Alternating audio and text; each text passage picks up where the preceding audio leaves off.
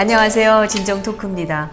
저희 진정토크 시간에 요즘 이 시리즈 특집 기획을 보내드리고 있습니다. 생생한 역사의 현장을 담은 사진들, 또 감추어졌던 또는 일반에게 알려지지 않았던 귀한 사진들, 이걸 통해서 우리가 이 역사의 사실을, 그 진실을 새롭게 확인하는 사진을 통해서 보는 역사의 진실 탐구입니다. 오늘도 귀한 사진들과 함께 조시철 목사님 나와주셨습니다. 네, 안녕하십니까. 오늘은 이제 에너지 문제를 잠깐 언급하려고 해요. 그래서 요거는 제가 다음 시간에 에너지만 가지고 하려고 합니다. 잠깐 참고로 보면 해방 당시에 남한은 5만 킬로와트가 총 생산량이었습니다. 반대로 북한은 200만 킬로와트였어요. 그러니까 모든 전력과 에너지가 북한 중심으로 되어 그렇죠. 있었죠. 예. 왜냐하면 이제 일본 제국이 북한의 지하 자원도 자원이 많았고, 네. 또 낙차 큰 강이 많으니까 거기에 산업시설, 공업시설 세우면서 당연히 에너지도 필요하니까 그런 발전소를 해서 약 40대 1의 차이가 있었죠. 그런데 지금 작년 기준으로 우리가 1억 2천만 킬로와트를 돌파했고요. 북한은 약 600만 킬로와트입니다. 그런데 모든 인프라가 망가져서 네. 실질적으로는 300밖에 안 돼요. 300만. 예, 300만 킬로와트. 그러니까 네네. 40배 차이죠. 그러니까 이게 결국 이걸 X표로 해야 되는 겁니다. 그러니까 우리는 거의 무에서유를 창조하고 북한은 반대로 모든 인프라를 망가뜨렸다고 보는 거죠. 예. 그나마 이제 이 수풍발전소, 국가 문장 있는 수풍발전소는 저 200만 킬로하고는 상관없습니다. 네. 일본이 1944년 4월에 만주를 먹기 위해서 건설한 이 수풍발전소는 그 당시 60만 킬로와트예요. 어마어마하죠? 아시아 최대였습니다. 예. 결국 이러한 차이가 지도자의 차이죠. 예. 결국 사악하고 어리석은 지도자 3대 세습으로 인해서 망가졌고 결국 대한민국은 탁월하고 위대한 지도자가 대한민국을 세우고 또 한강의 기적을 일으켜서 여기까지 왔다는 거죠. 지금 북한이 그 많은 자원과 또 이 국민들을 그렇게 망가뜨려 버린 그렇죠. 그 정권을 드러내야 북한이 살 길이 생기는 맞습니다. 건데 지금 예. 그걸 이 대한민국의 위정자들이 예. 그걸 살려내려고 그렇게 예. 애를 쓰는 모습을 보이는 게 정말 통탄스러운 예. 일이 아닐 수 없습니다. 그러니까 이번에 원자력 문제가요. 네. 그게 바로 역사 문제입니다. 결국 이제 다음 시간 하겠지만 우리나라가 이렇게 고도의 발전할 수 있던 것은 원자력 발전의 성공입니다. 그러니까 이 원자력 발전 성공은 대한민국 역사지요. 그러니까 그 역사를 지우려는 겁니다. 원자력 고리 원전소 폐기하겠다는 거는. 그리고 북한을 살리겠다는 거죠. 반대로. 그런 게. 그리고 이제 또 우리 남북한을 비교할 수 있는 중요한 키워드가 하나가 자유입니다. 네. 우리는 지금 최대한의 자유를 누리고 있는 나라죠. 그래서 이 인천공항을 통해서 지금 전 세계의 사람들이 들어오고 우리가 전 세계로 자유롭게 나가고 이제 반대로 북한은 정말 수용소 국가, 감옥국가, 지옥국가가 됐죠. 그래서 지금 저런 북한을 탈출해서 국내에 들어와서 활동하는 탈북자가 3만 명입니다. 그리고 이 대한민국의 이제 위상을 가지고 전 세계에서 선교하는 선교사들이 3만 명입니다. 아이러니하죠? 그리고 또 대한민국을 위해서 이제 한미혈맹으로 지키겠다고 하는 미군이 약 3만 명이 있습니다. 저기 왼쪽에 있는 여자분이요. 네. 청진에서 탈북한 분입니다. 그런데 과거에는 이제 배고픔과 굶주림 때문에 탈출을 많이 했죠. 요즘에는 자유를 찾아서 옵니다. 또 자녀교육 잘 시키려고 옵니다. 네, 여기서 잠깐 끊어갈게요. 네. 우리가 역사적 사실을 얘기한다고 했는데 이거 현대적인 걸 가르치고 있으면 조금 앞뒤가 안 맞는 것 같아요. 그게 이제 그 역사적 사실들의 네. 사진들을 이제 계속 소개를 해야 되는데 들어갈 거예요 이제. 네. 그래서 이제 우리 현실하고 이제 연결을 시키려는 거죠. 네. 이어갈게요. 네. 그래서 제가 왜 탈북했냐고 물어봤더니 그 이선희의 아름다운 강산이라는 노래 있죠. 뭐 하늘은 파랗게 네. 강물은 푸르게 그 노래를 북한에서 들었는데 그 노래가 너무너무 부르고 싶어서 탈출했다는 거예요. 네. 네. 그런데 저 오른쪽 사진이 이번에 정권 바뀌면서요. 미군 이사단 공연에 인순이가 노래하러 갔다가 하도 데모를 많이 해서 노래를 못하겠다고 인사하는 장면입니다. 지금 대한민국 현실이 이렇게 됐습니다. 네, 예. 그렇습니다. 그 아버지가 또 미군 출신이잖아요. 그 미 이사단 창설 100주년 기념으로 갔는데 북한의 여학생은 노래하는 자유로 탈북을 했는데 오히려 대한민국에서는 이 종북 좌파 정권이 숨을 통해서 노래하는 자유까지도 억압을 당하는 그런 현실이 일어났다는 거죠. 지금 예. 떼법 세상이 됐어요. 예, 네, 예. 그 악쓰고 피켓 들고 시위하면 예. 그 폭력 시위 여기에 넘어가고 거기에 예. 들어주고 하는 이런 떼법 세상이 그러니까 됐습니다. 지도자가 얼마나 중요하다는 것을 네. 우리가 알 수 있고요. 그 체제가 얼마나 중요하다는 걸 알 수 있죠. 지금 이런 것들 그다음에 이 성주 사드 예. 저 기지 현장에서 군 트럭을 가로막고 장비와 이 군 시설 운영을 못하게 하고 있는 이 민간인들 이런 걸 방치하는 거를 보면 이 정권은 그렇죠. 자유라는 미명으로 이 국민을 지킬 그런 능력이 없는 정권입니다. 맞습니다. 네. 그래서 우리가 체제위기라고 하는 거죠. 우리가 이게 유명한 국제시장 영화죠. 네. 많은 분들이 국제시장을 보고 어른들이나 젊은이들아 공통적인 느낌이 뭐였냐면 열심히 살았다. 또 우리 청년들도 우리 부모님 세대가 할아버지 세대가 열심히 살았다. 그래서 열심히라고 하는 키워드를 공통적으로 찾아냈습니다. 그러면 이제 제가 이 영화를 통해서 아주 중요한 역사적인 질문을 해보려고 그래요. 네. 그러면 북한 동포들은 열심히 안 살았습니까? 일본 식민지 시대에 우리의 선배들은 열심히 안 살았습니까? 우리만 열심히 산 게 아니잖아요. 오히려 북한 동포들은 더 열심히 살았습니다. 또 일제 식민지에 정말 그 어려움 속에서도 우리 할아버지 아버님 시대는 더 열심히 살았습니다. 피눈물 나게 정말 예. 살아남기 위해서 그렇죠. 정말 열심히 사셨죠. 결국 무슨 차이냐? 네. 체제와 지도자라는 거죠. 네. 예. 대한민국은 위대한 지도자와 위대한 체제가 있으니까 열심히 산 보람과 가치가 있는 거죠. 그러나 일제 식민지대는 식민지라는 체제와 어리석은 지도자들 때문에 식민지가 되었죠. 마찬가지로 북한도 열심히 살지만 오히려 열심히 살수록 불행한 거는 어리석은 지도자와 잘못된 체제 때문이라는 겁니다. 네. 예. 대한민국은 바로 선교사들이 위대한 지도자를 키웠죠. 그래서 이제 그 빛과 자유라는 개념이 아펜젤라 선교사님이 오셔서 네. 제일 먼저 한 기도입니다. 그래서 120년 전에 그 암흑의 조선에 와서 이 사망의 얽매인 결박을 푸사 이 백성도 하나님의 자녀로서 자유와 빛을 주옵소서 그렇게 기도했거든요. 이 자유와 빛의 개념이 그때 온 거지요.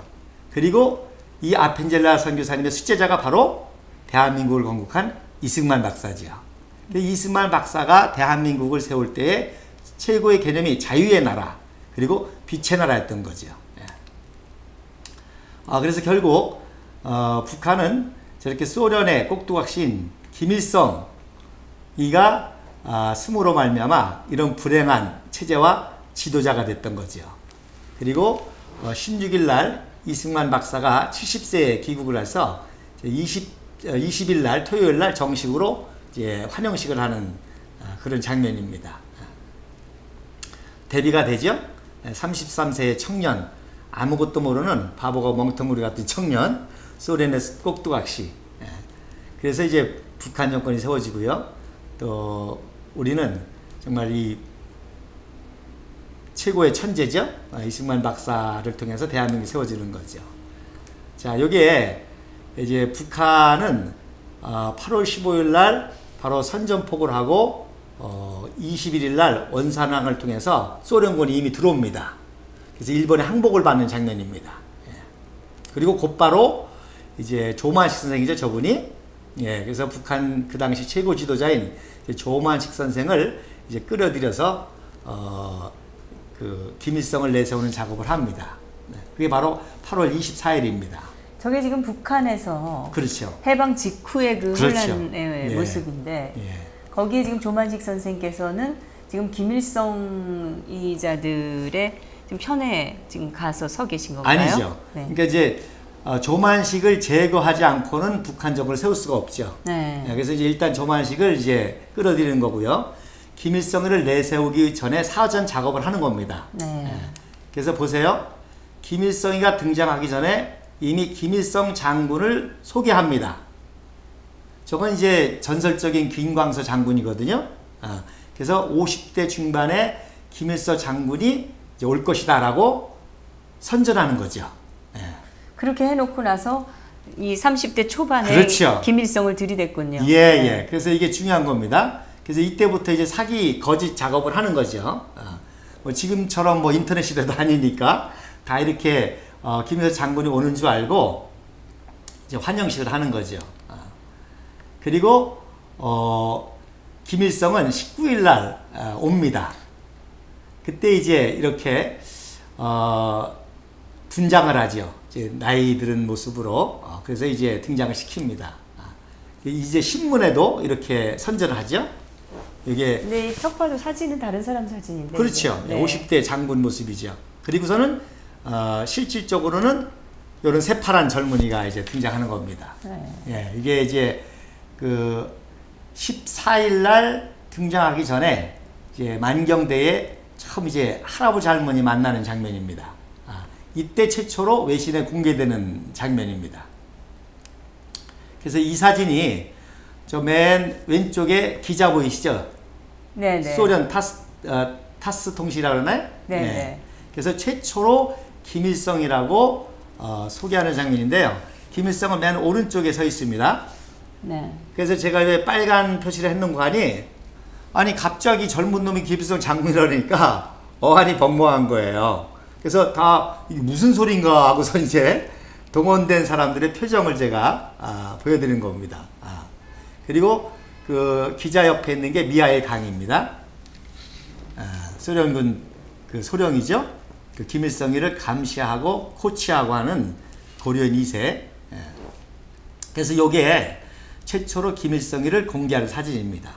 그리고 이게 김일성이 고향이라고 소개한 만경대고요. 여기서부터 1호라는 말이 나옵니다.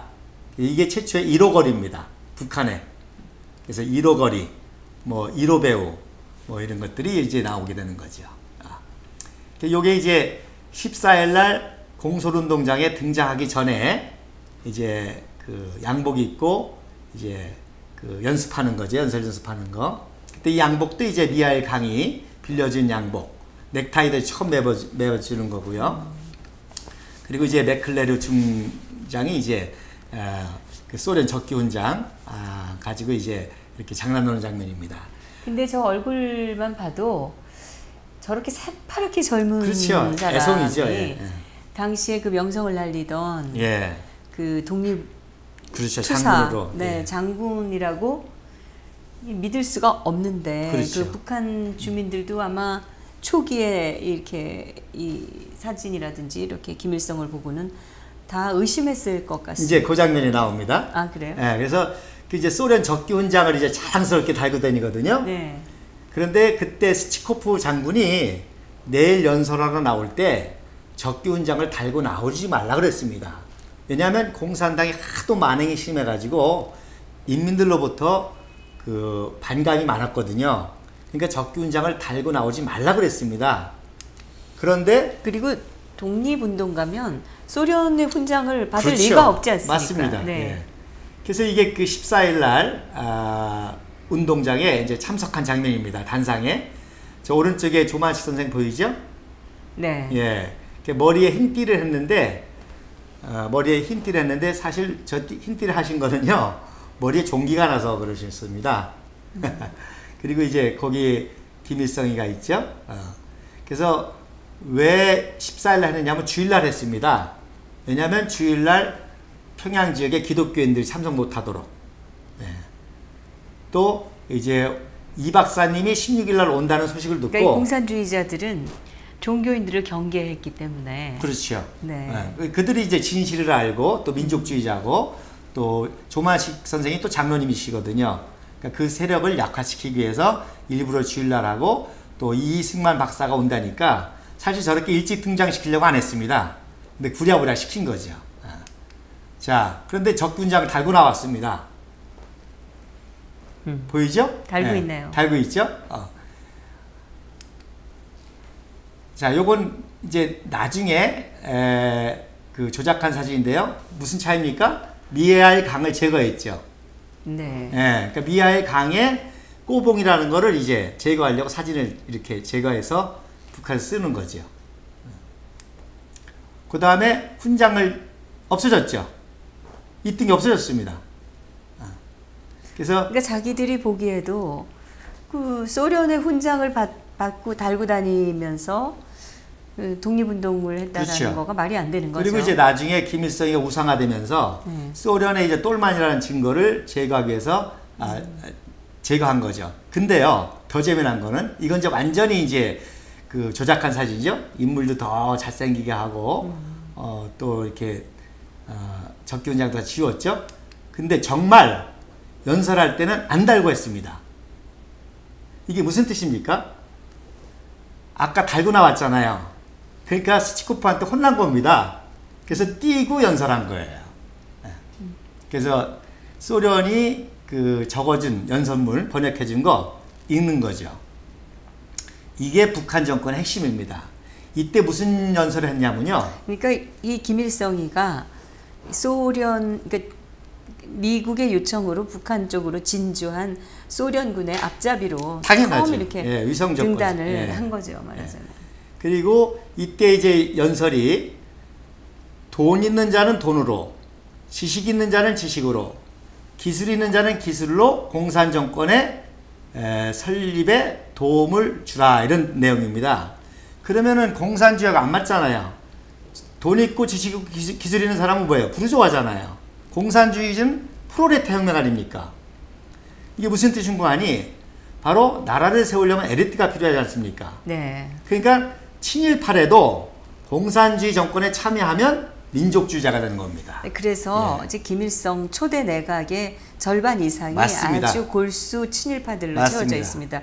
근데 지금 이 좌파 그 역사가라는 자들이 지금 북한 정권은 초대 내각에 친일파가 한 명도 없었고, 그렇죠.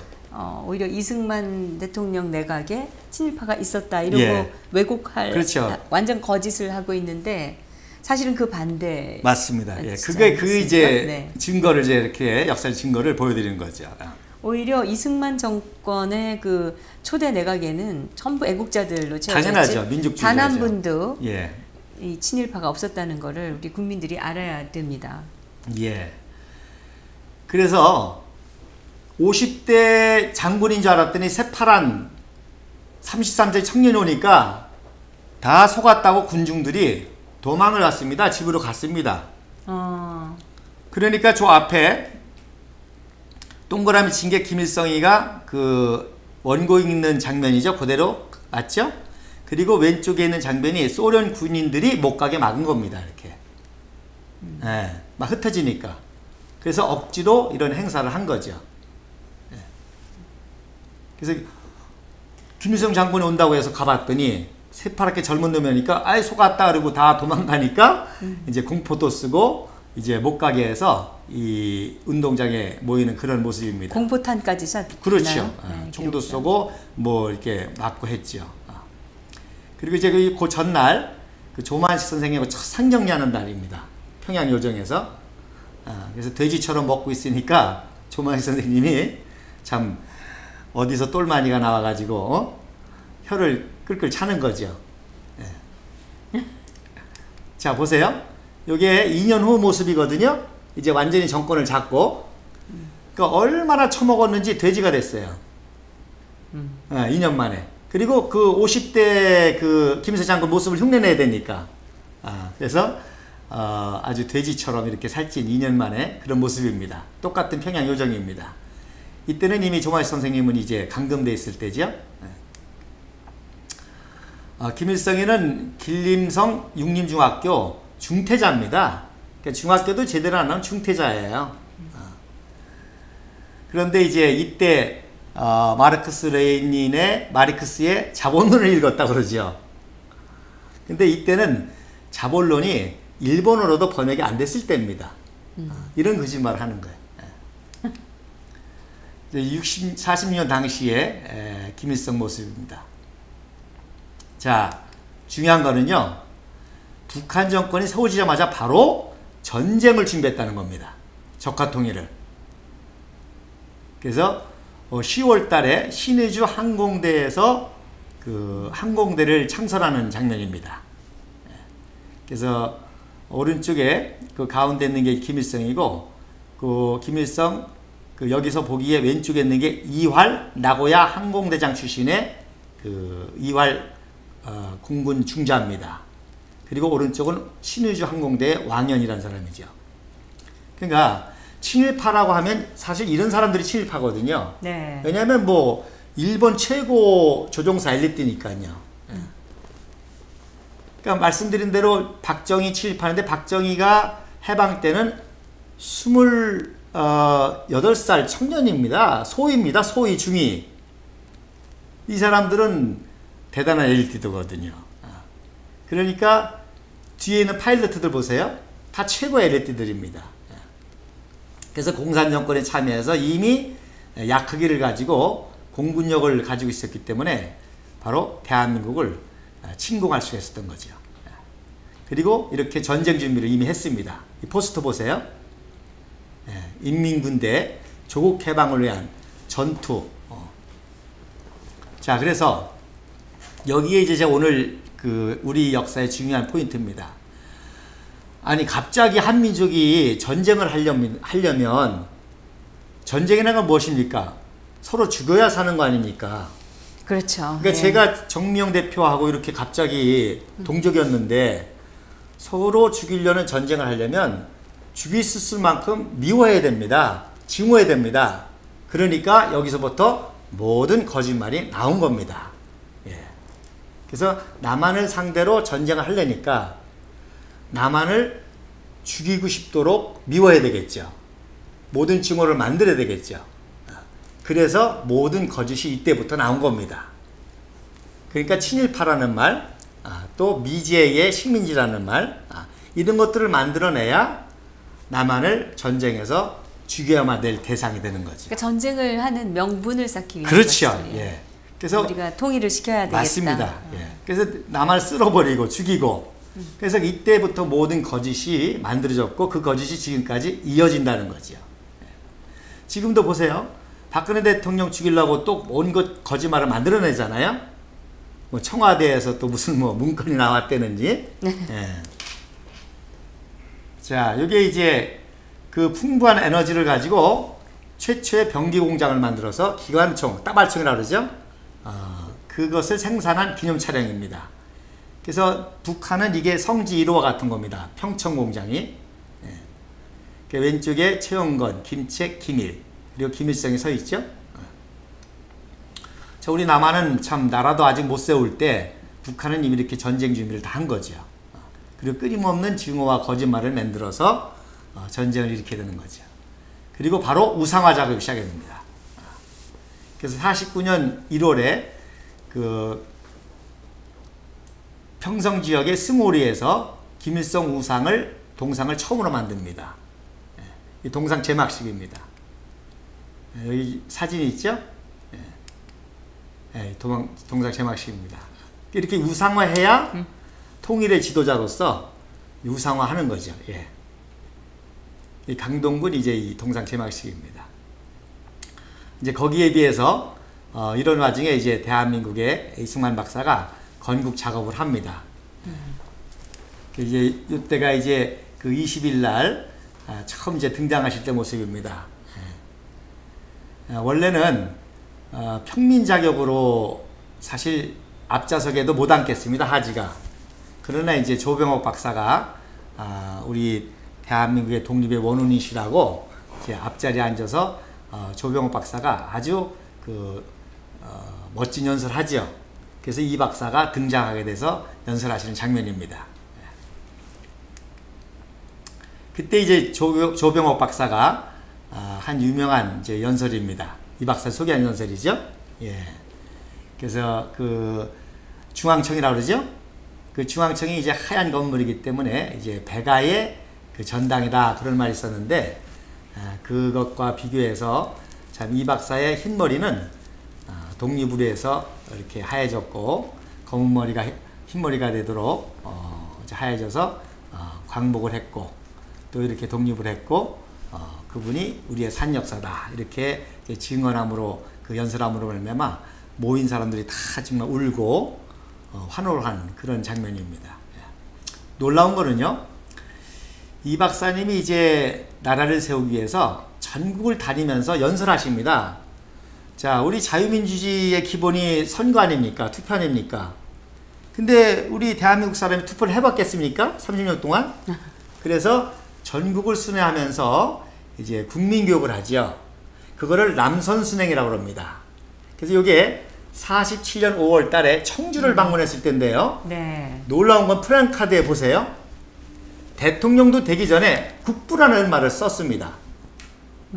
자, 대한민국 대한국민 대표 쓰고요. 가운데 국부 이승만 박사 환영이라고 썼죠. 예, 그러니까 이미 그 당시 한민족의 모든 백성은 이승만 박사를 정말 대통령으로 또 국부로서 존경하고 있었다는 거죠. 나라도 세우기 전에. 예. 그러니까 뭐 종북좌파가 지금 건국을 지금 이렇게 무시하고 또 국부라는 말에 굉장히 민감하게 반응하죠. 당연한 건데, 이미 대한민국 건국되기 전부터 이렇게 전국적으로 국부라는 정치를 받는데 말입니다. 예.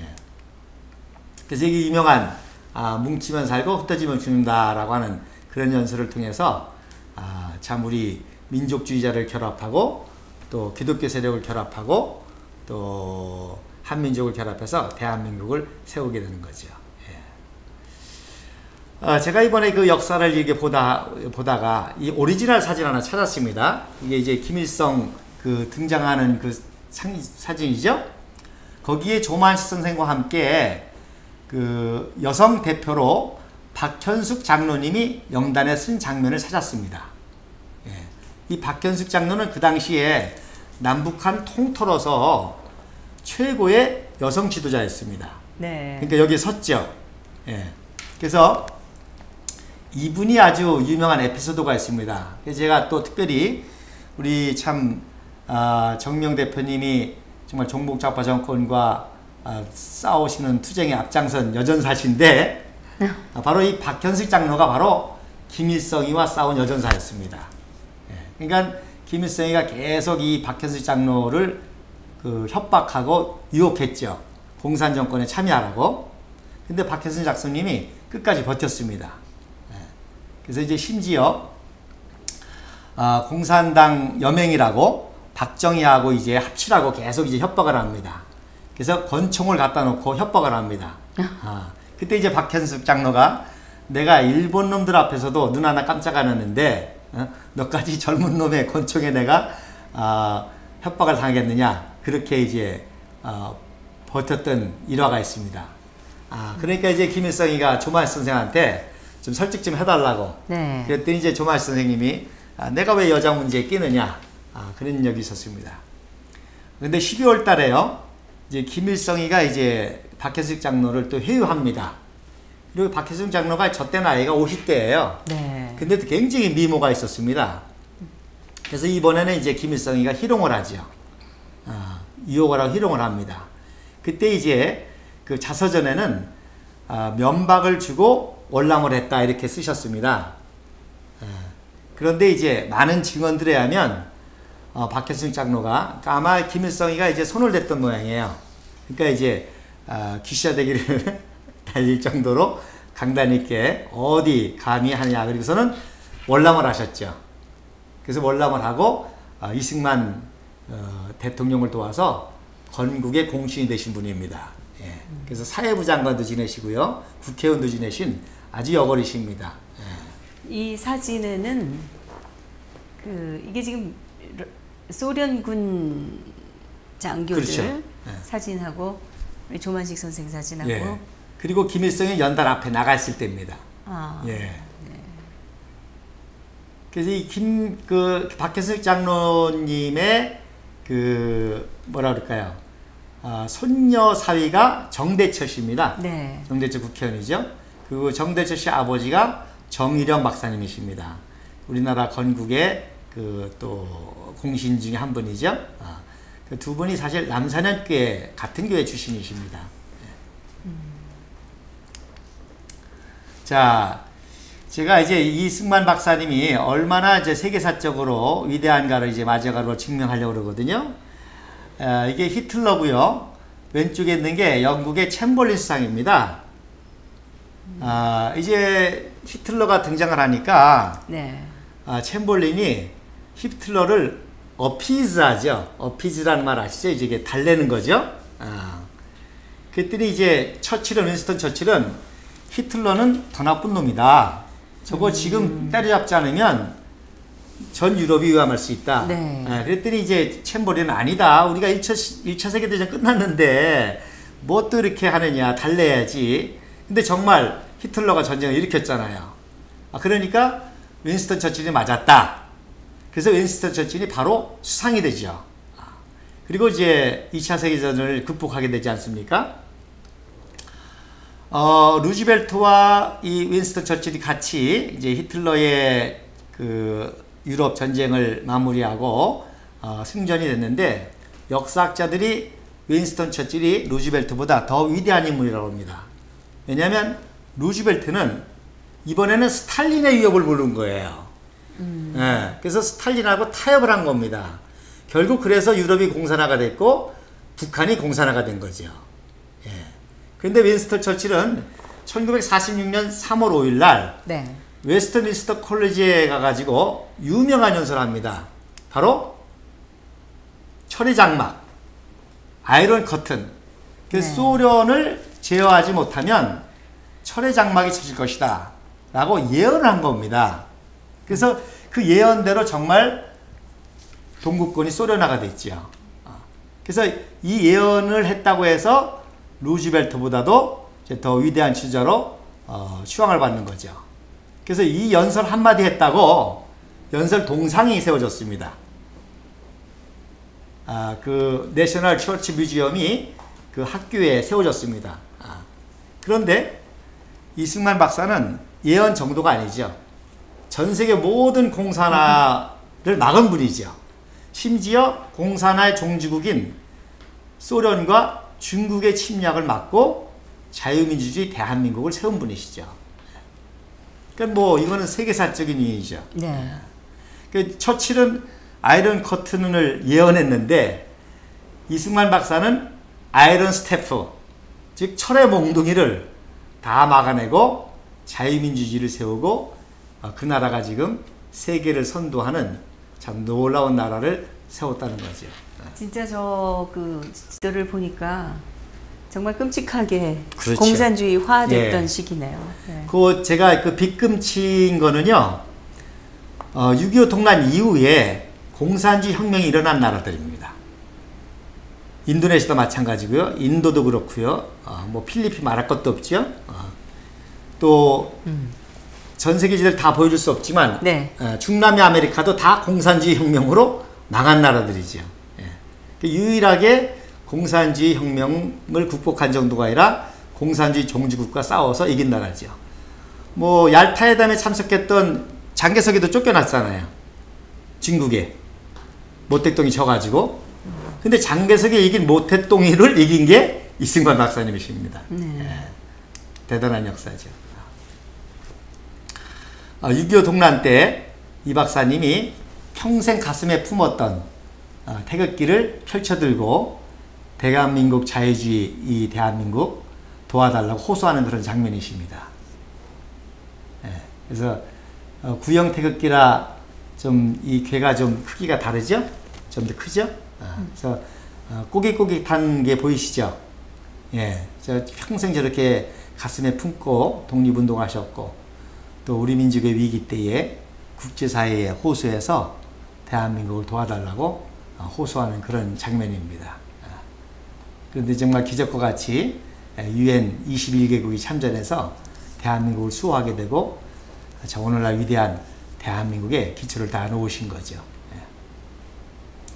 그래서 지난번에도 잠깐 말씀드린 것처럼 인구 대비 GDP로 우리가 지금 이제 4대 강국이라고 할 수 있을 정도로 놀라운 기적을 이룬 거죠. 예. 자, 요건 이제 이승만 박사님이 이제 그 아펜젤러, 자기를 키우는 아펜젤러 선교사님, 네, 아들 선교사님이 이제 그 돌아가셨을 때 정동교에서 장례식 하는 그런 장면입니다. 그러니까 이승만 박사에 대한 모독은 선교사들에 대한 모독입니다. 왜냐하면 선교사들이 키운 분이시거든요. 그래서 철저히 이승만 박사는 선교사들의 가르침을 받아서 평생 단 한순간도 독립과 건국을 외에는 생각한 적이 없고요. 단 1달러도 헛되이 쓰신 분이 없죠. 또 이제 저 왼쪽이 이승만 박사의 위대한 스승 중에 하나인 허버트 박사 묘를 이제 방문한 장면이십니다.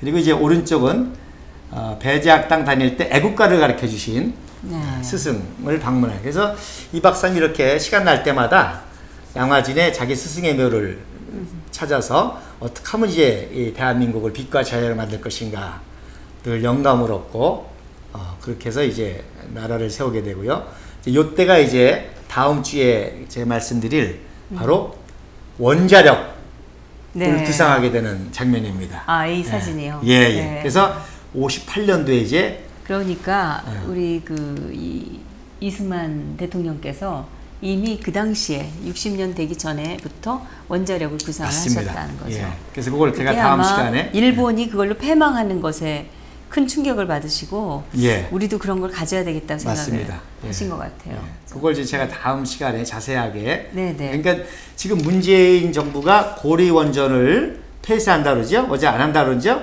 그게 단순한 전력 문제가 아니라는 거죠. 이 근본적인 대한민국 역사를 말살하려는 거죠. 그리고 반대로요. 지금 중국이 원자력 발전을 굉장히 하고 있습니다. 그리고 북한이 다시금 원자력을 개발하려고 합니다. 지금 그 재생에너지, 천연에너지의 대표적인 그 활용 국가가 독일인데 독일이 작년에 이미 이 태양광을 돌릴 수 없을 정도로 햇볕 일조량이 낮았다고 합니다. 그래서 그 블랙아웃 될 정도의 위기, 전기 위기가 와서 이제 원전을 도입하는 안을 지금 검토 중인데 우리는 지금 원자력 발전 기술을 지금 중단시킴으로써 대한민국 기술 발전을 지금 뒤로 돌리려는 그래서 원자력 쪽에서 이 대한민국을 뒤처지게 하려는 그런 음모도 저는 있어 보입니다. 그게 이제 결국 체제 유지입니다. 북한의 정권을 유지시켜주기 위한 전략이라는 거죠. 그러니까 통일을 가로막는 전략이라는 거죠. 그리고 이제 독일 얘기도 하셨지만 일본도 어제부터 원자력을 전면대 가동하기 시작했습니다. 그러니까 이거 전력 에너지 문제는 굉장히 중요한 문제죠. 우리나라는 정말 이 화석 에너지도 없고 그 자원이 부족하기 때문에 이 전기 사용량은 또 엄청나게 많고 이것을 감당할 수 있는 거는 원자력밖에는 없습니다. 그래서 이걸 우리가 지금 직시해야 될 필요가 있다고 생각합니다. 그리고 그게요 5.16 혁명하고 직결되어 있습니다. 원자력에 대한 이승만 대통령의 구상이 왜냐하면 민주당 정권이 섰잖아요. 해야 되고 역시 원자력을 제일 먼저 브로킹하는 거예요. 그 얘기는 이제 다음 시간에 또 청해 듣도록 하겠습니다. 오늘도 조시철 목사님께서 좋은 사진들과 함께 멋진 강의 들려주셨습니다. 감사합니다. 감사합니다.